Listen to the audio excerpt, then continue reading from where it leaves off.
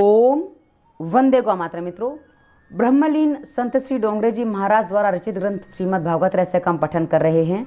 मित्रों, हम तृतीय स्कंद में प्रवेश कर चुके हैं। हमने अभी तक पढ़ा कि किस प्रकार राजा परीक्षित शापित होते हैं। शापित होने के बाद सुखदेव जी उनको 7 दिन में मुक्ति दिलाने के लिए भागवत ग्रंथ की कथा सुना रहे हैं। उन्हीं में उनके प्रश्न उत्तर चल रहे हैं, उसी रूप में ये कथा चल रही है। हमने देखा कि सृष्टि की उत्पत्ति कैसे होती है और सनकादि ऋषि जय और विजय को शाप देते हैं। हमने पिछले अंक में पढ़ा। आज हम आगे की कथा आरंभ करते हैं। तो पहले मंगलाचरण। श्री कृष्ण गोविंद हरे मुरारी हे नाथ नारायण वासुदेवाय। जय श्री कृष्ण। मित्रों, आप जिन किसी देवी देवता की उपासना करते हैं, कम से कम उनका एक बार नाम अवश्य कमेंट बॉक्स में लिखिए, क्योंकि ऐसा करने से आप नाम लिखेंगे, हम पढ़ेंगे, हमारे साथ हमारे और दर्शक भी पढ़ेंगे, तो उतनी बार आप न जाने कितनी बार ईश्वर का नाम ले लेंगे। और ये भक्ति का एक सरल विधि है। चलिए आगे बढ़ते हैं। हिरण्याक्ष और हिरण्यकश्यप का जन्म और हिरण्याक्ष का वध। सनकादि ऋषियों के शाप से जय और विजय क्रमशः हिरण्याक्ष और हिरण्यकश्यप के रूप में जन्म लिया है। सुखदेव जी वर्णन करते हैं कि दिति के गर्भ से जय और विजय आए हैं। 2 बालकों का जन्म हुआ है।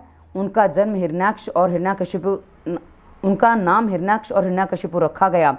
असमय में किए गए कामोपभोग के कारण दिति कश्यप के यहाँ राक्षसों का जन्म हुआ। अतः काम के अधीन मत हो। एकादशी, द्वादशी, पूर्णिमा, अमावस्या, जन्मतिथि आदि दिवसों पे कम से कम ब्रह्मचर्य का पालन करो। महाप्रभु जी ने इस चरित्र के अंत में कश्यप के सिर पर 3 दोष आरोपित किए हैं: कर्म त्याग, मौन त्याग और स्थान त्याग। हिरण्याक्ष और हिरण्यकशिपु रोज 4-4 हाथ भर बढ़ते थे। यदि सचमुच ही ऐसा होने लगा तो माता पिता की दुर्गति की कल्पना कर सकते हैं। और कष्ट को अनदेखा भी कर दें तो रोज रोज कपड़े छोटे पड़ने लगेंगे। किंतु यह तो भगवान की समाधि भाषा है। भागवत में समाधि भाषा ही मुख्य है तथा लौकिक भाषा गौण है। इसमें लोभ का स्वरूप बताया गया। अब लोभ हमारे जीवन में कहाँ आता है वो देखिए, क्योंकि ये जो बढ़े हैं ना हिरण्याक्ष और हिरण्यकशिपु, वो लोभ है। कैसे हैं ये देखिए। 4-4 हाथ भर रोज बढ़ते हैं, अर्थात लोभ रोज रोज बढ़ता जाता है। लाभ से लोभ होता है। बिना प्रभु कृपा के लोभ का अंत नहीं होता। वृद्धावस्था में शरीर के जीर्ण हो जाने के कारण काम तो मर जाता है, किंतु लोभ का नाश वहाँ भी नहीं होता है। लाभ से लोभ और लोभ से पाप बढ़ता है। पाप के बढ़ने से धरती रसातल में जाती है। धरती अर्थात मानव समाज दुख रूपी रसातल में डूबा हुआ। आज देखिए हमारे समाज की क्या स्थिति बनी, और ये सब लोभ का कारण ही है। हर कोई लोभी हो गया, हर कोई अपना लाभ देखता, उसी में सारा संसार की हानि है। हिरण्याक्ष का अर्थ है संग्रह वृत्ति और हिरण्यकशिपु का अर्थ है भोग वृत्ति। हिरण्याक्ष ने बहुत कुछ एकत्रित किया और हिरण्यकशिपु ने बहुत कुछ उपभोग किया। भोग बढ़ता है तो भोग बढ़ता है तो भोग के बढ़ने से पाप बढ़ता है। जब से लोग मानने लगे हैं कि रुपए पैसे में ही सुख मिलता है, तब से जगत में पाप बहुत अधिक बढ़ गया है। केवल धन से सुख मिलता, ऐसी बात नहीं है। हिरण्याक्ष और हिरण्यकशिपु के संहार के लिए भगवान को क्रमशः वाराह और नरसिंह अवतार धारण किया था, यानी कि 2 अवतार लेने पड़े। हिरण्याक्ष और हिरण्यकशिपु लोभ के अवतार हैं। भगवान ने काम को मारने के लिए एक ही अवतार लिया, अर्थात रावण कुंभकर्ण को संहार के लिए रामचंद्र जी का अवतार लिया। क्रोध को मारने के हेतु शिशुपाल के वध के लिए कृष्ण अवतार लिया, किंतु लोभ को मारने के लिए वाराह और नरसिंह 2 अवतार लेने हुए।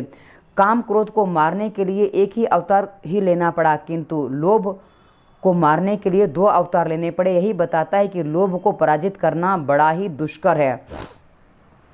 वृद्धावस्था में तो कई लोगों में सयानापन आता है। वृद्धावस्था में कई लोगों में सयानापन आता है, किंतु जो जवानी में सयाना बन जाए वही सच्चा सयाना है। शक्ति के क्षीण होने पर काम को जीतने में कौन सी बड़ी बात है। अब जब शक्ति ही नहीं है काम भोगने की, तो भाई अब आप इच्छा तो होती है, पर क्योंकि मेरे पास 80-80 साल के बूढ़े फ़ोन करते हैं कि दीदी काम की इच्छा होती है, क्या करें। अरे भाई अब तो छोड़ दो। 80-80 साल की उम्र में आप सोचिए क्या स्थिति है लोगों की। पर अब कुछ कर नहीं सकते, शरीर साथ देता नहीं, मुंह में दांत नहीं, पेट में आंत नहीं, इनको काम में तो जना आती है। कोई कहना माने ही नहीं, तो यदि बूढ़े को क्रोध मिटे तो उसे कौन सा आश्चर्य की बात हुई। यानी कि अब कोई कहना आपकी बात सुनता नहीं है, आप बूढ़ा बोलता है, बकबक करता है, ऐसा बोलते हैं, तो अब आपको क्रोध करके भी कुछ लाभ नहीं है, तो अब आपका क्रोध शांत हुआ तो क्या शांत हुआ, ऐसा कहने का तात्पर्य है। किंतु यह लोभ तो वृद्धावस्था में भी नहीं छूटता, लोभ अंतकाल तक रहता है। लोभ का मारना कठिन है, सत्कर्म में विघ्न करता लोभ है, अतः संतोष के द्वारा उसको मारना चाहिए। लोभ संतोष से ही मरता है, इसलिए संतोष की आदत डालो। आपने देखा होगा कि जब बुढ़ापा आता है उस समय ही कुछ जो बूढ़े लोग होते हैं वो कुछ ऐसी हरकतें करते हैं, अरे यहाँ पैसा बचाओ, वहाँ बचाओ, इससे 2 रुपये कम कराओ, उससे 2 रुपये कम करवाओ।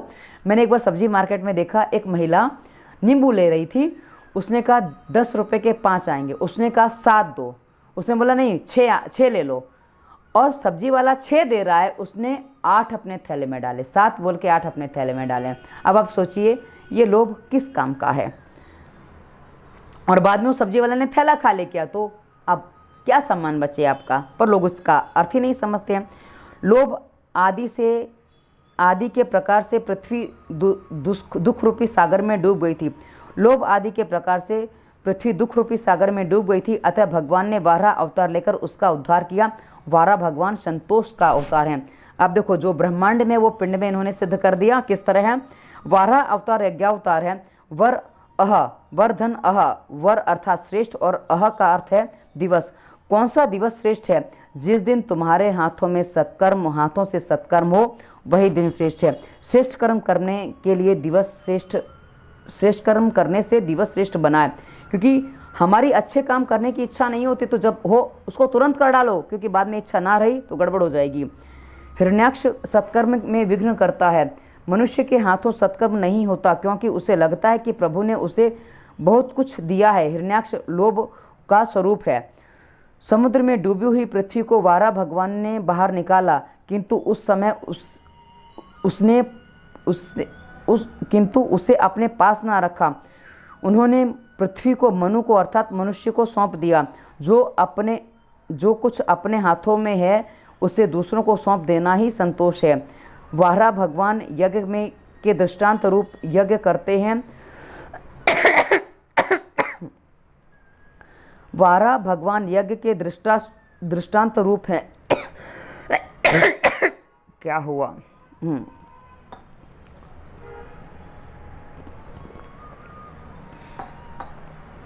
12 भगवान यज्ञ के दृष्टांत रूप हैं। यज्ञ करने से चित्त शुद्धि होती है। लोभ आदि का नाश करने के लिए चित्त शुद्धि करनी चाहिए। चित्त शुद्धि करने से कपिल मुनि अर्थात ब्रह्म विद्या की प्राप्ति होती है।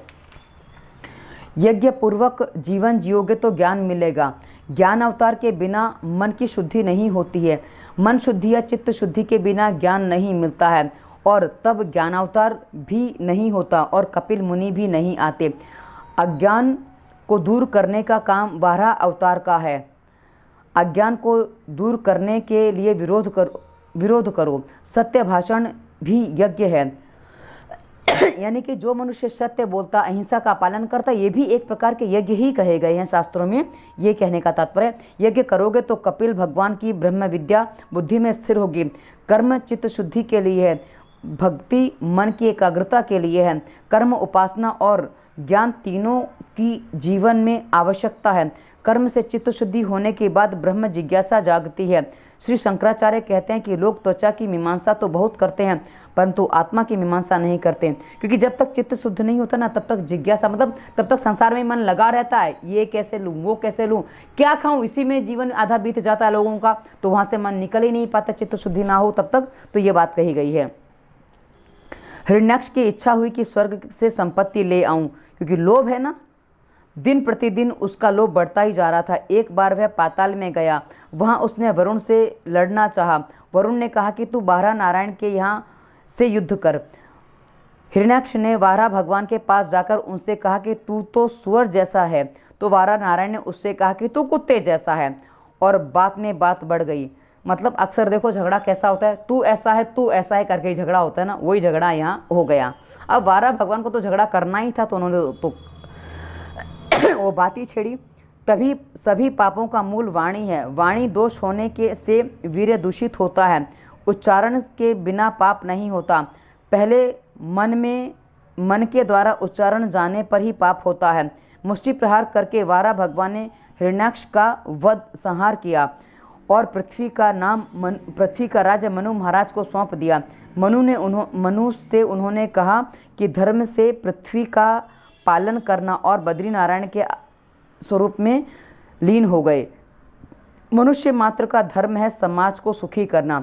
यह आदर्श वारा भगवान ने अपने ही आचरण के द्वारा मनुष्य को सिखाया, क्योंकि उन्होंने स्वयं भी वही किया। उनको जो प्राप्त हुआ उन्होंने सौंप दिया और अपने ईश्वर में लीन हो गए। जब काम पड़ेगा हम आ जाएंगे, तब तक हम अपना काम कर रहे हैं। लोभ को मारने के लिए वारा नारायण के चरणों का आश्रय लो। वारा के चरण संतोष के स्वरूप हैं। मनुष्य के जीवन में जब तक लोभ है तब तक पाप है, और पाप जब तक है तब तक शांति प्राप्त नहीं होती। जिनका जीवन निष्पाप है उसे शांति मिलती है। केवल अर्थोपार्जन के लिए बुद्धि का उपयोग न करो, उसका उपयोग ईश्वर उपासना के लिए भी करो, अन्यथा उस जौहरी जैसी तुम्हारी स्थिति हो जाएगी। एक बार एक राजा के दरबार में एक जौहरी आया। उसके पास एक हीरा था। उसने उस हीरे की मूल्य ठहराने की बात उसने जौहरियों को बुलाया, क्योंकि जो जौहरी आया था ना, उसको एक हीरा कितने मूल्य का वो पता करना था, इसलिए ये वो आया था। सभी ने अलग अलग मूल्य बताया। राजा को निराशा हुई। इतने में वहाँ एक वृद्ध जौहरी आया। उसने हीरे के मूल्य को 99 लाख रुपए बताया। तो राजा ने कहा कि पूरे 1 करोड़ रुपए में क्यों ना कहा। तब उस जौहरी ने और 100 हीरे मंगवाकर उन हीरों के पास रख दिए। उस हीरे का तेज 99 हीरों पर पड़ा, किंतु एक हीरे पर ना पड़ा।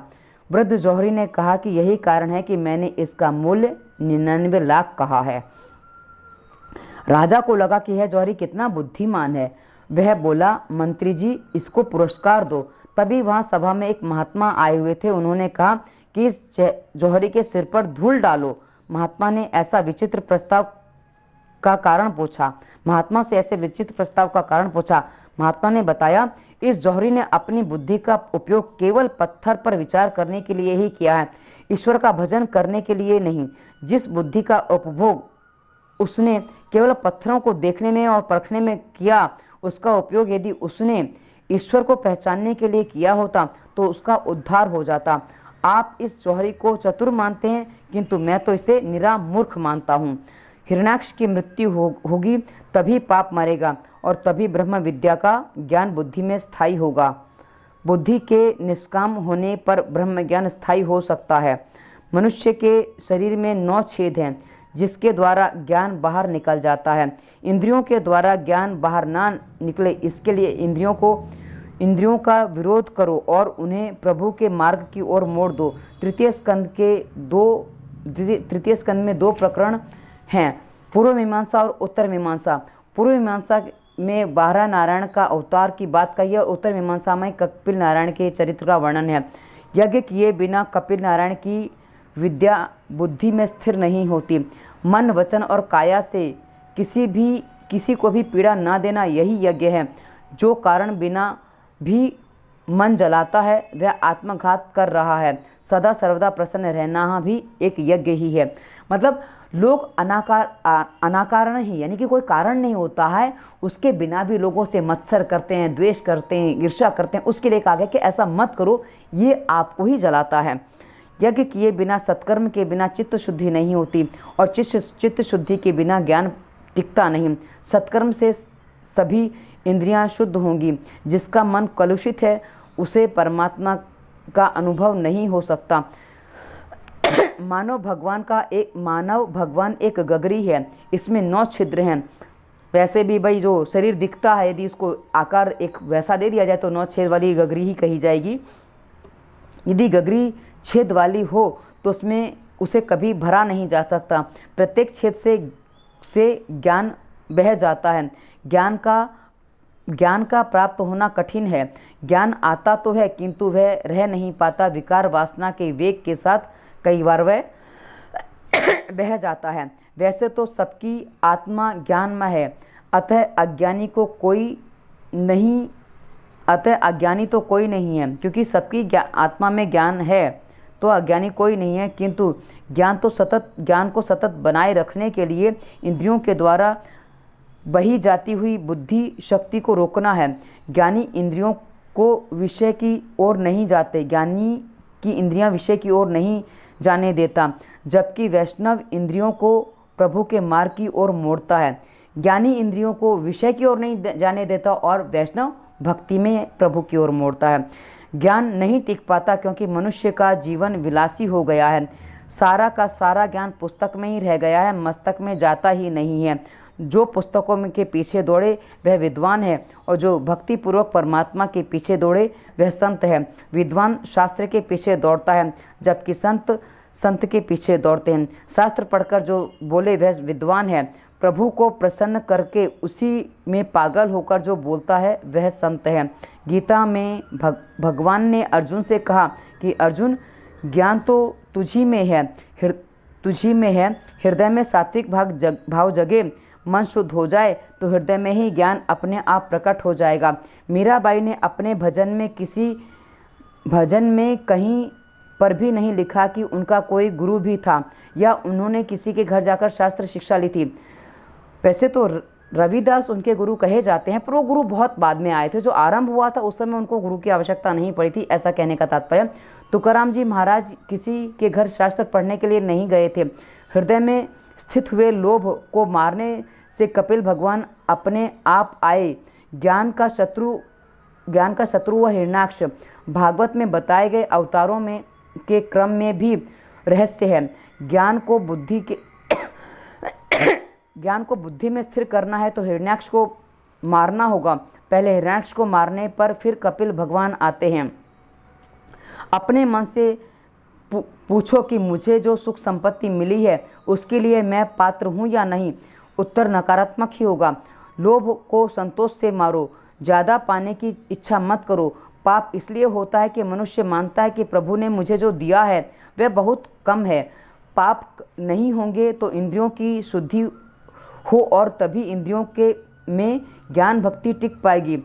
यज्ञादि सत्कर्म से चित्त शुद्धि होती है, इसके बाद ब्रह्म ज्ञान बुद्धि में टिक पाता है। पूर्व मीमांसा के बाद इस उत्तर मीमांसा का आरंभ किया गया है। उत्तर मीमांसा में ज्ञान प्रकरण है, कपिल मुनि ज्ञान के अवतार हैं। अब कपिल मुनि के अवतार को हम अगले अंक में देखेंगे। और राजा उत्तानपाद कौन है? हम उत्तानपाद की राजा की कहानी बहुत अधिक सुनी है, जो ध्रुव जिनका पुत्र है, उनकी वो कौन है, हमारे शरीर में कैसे होता है, क्योंकि मुझे ये कथा बड़ी अच्छी लगे, वो हम अगले अंक में आपको सुनाएंगे। तो आज का अंक हम यहीं विराम देते हैं। श्री कृष्ण गोविंद हरे मुरारी, हे नाथ नारायण वासुदेवाय। जय श्री कृष्ण। धन्यवाद। वंदे मातरम।